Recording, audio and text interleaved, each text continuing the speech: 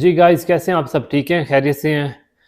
बड़ा टाइम हो गया था कि हमने, ख़ास तौर पर मैंने किसी विकेट को उड़ता हुआ नहीं देखा था, लेकिन आज मैंने पूरी एक विकेट को उड़ता हुआ देखा, वो भी विराट कोहली की। तो एक इसमें कोई हंसी मजाक की कोई बात नहीं है, लेकिन इतने बड़े प्लेयर का इतना बड़ा डाउनफॉल मैंने कभी किसी और बैट्समैन का ज़िंदगी में नहीं सुना कि कंटिन्यूसली 2017 से या 18 से उसके बाद प्रॉपर कोहली कोई ऐसी परफॉर्मेंस नहीं दे सका है पिछले 6 सालों में, 5 सालों में।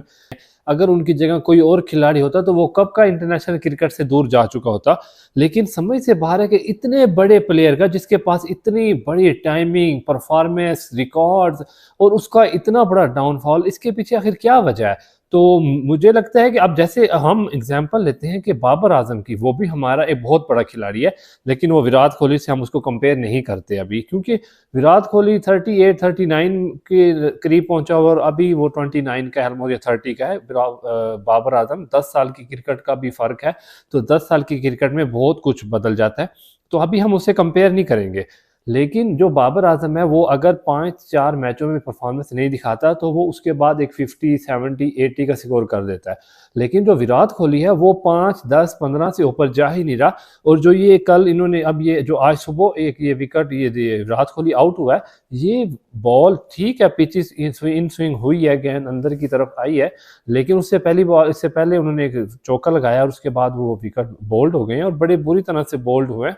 तो आखिर इसके पीछे क्या वजह है कि इतना बड़ा जो बैट्समैन दुनिया के ऊपर, जिसने 4 साल तक कंटिन्यूसली नंबर 1 रहा है, और पूरी दुनिया उसके क्रिकेट में जो सब इससे डरते थे कि अगर विराट कोहली क्रीज पे खड़ा है तो ये चेज कर जाएगा, और ये विराट कोहली जो चेज करने में था, ऐसा कोई बैट्समैन नहीं था जिसने 3-4 साल तक इंडिया को कहां से कहां पहुंचा दिया था। लेकिन इस वक्त विराट कोहली बिल्कुल फॉर्म में नहीं है। वो कहीं से नहीं लगते कि ये वो वाले विराट कोहली हैं, क्योंकि इनकी परफॉर्मेंस बिल्कुल जीरो है। अभी ऑस्ट्रेलिया के साथ सीरीज हुई है, उसमें भी कोई परफॉर्मेंस नहीं थी। विराट कोहली ने 5, 10, 15 के बाद आउट हो जाना। उससे पहले भी जितनी, न्यूजीलैंड के साथ भी कोई खास परफॉर्मेंस नहीं दी, वो वहाँ पे हार गए।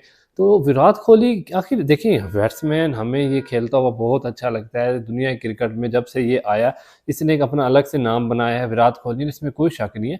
लेकिन इतना बड़ा डाउनफॉल, आखिर क्या वजह है इसके पीछे? तो ये सवाल तो बनता है। और दूसरी बात यह है कि एक बैट्समैन इतने अरसे से नाकाम जा रहा है, कंटिन्यूसली 3 से 4 साल से, और उसको फिर भी टीम में रखा हुआ है। तो क्या ये हमारे एशियन कंट्री में फेवरेटिज्म वाला माहौल है कि एक खिलाड़ी जो पूरी इंडिया में फेवरेट है, पूरे पाकिस्तान में फेवरेट है, और तो उसको हम खिलाई जाएंगे, उसकी उसकी जगह किसी और को मौका नहीं देंगे? ये फेवरेटिज्म कहीं ना कहीं पाकिस्तान और इंडिया दोनों में मौजूद है, लेकिन ये गलत है। आप देखें कि अगर ऑस्ट्रेलिया में अगर किसी खिलाड़ी ने 2 से तीसरे मैच में परफॉर्मेंस नहीं दी, तो वो खुद पीछे बैठ जाता है।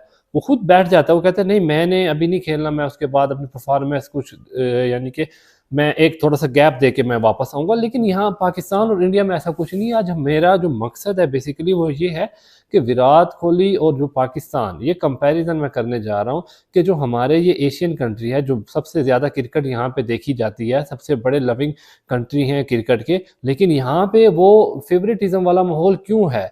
आखिर क्यों बड़ा बैट्समैन को हम 1-1 साल, 2-2 साल का टाइम क्यों देते हैं, 3-3 साल का टाइम क्यों देते हैं?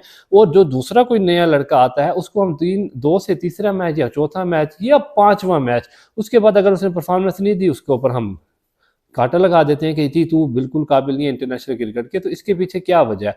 तो ये सवाल एक है जो बिल्कुल मेरे माइंड में था कि मैं ये आप सबसे शेयर करूंगा।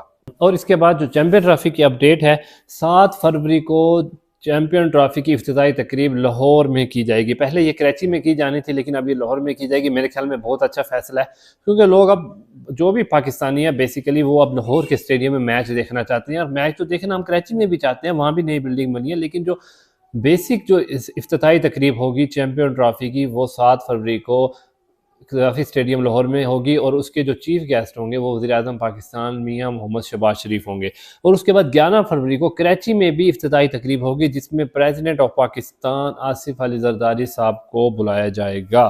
तो ये है इसकी चैंपियन ट्रॉफी के हवाले से अपडेट। और उसके बाद जो खताफी स्टेडियम है, उसका अब अंदर का माहौल छोड़ के लोग बाहर दिखा रहे हैं कि बाहर घास लग रहा है, वहाँ पे पौधे लग रहे हैं, सफाई हो रही है, रोड्स के ऊपर सफाई हो रही है, यानी कि अब काम कवर हो रहा है ना।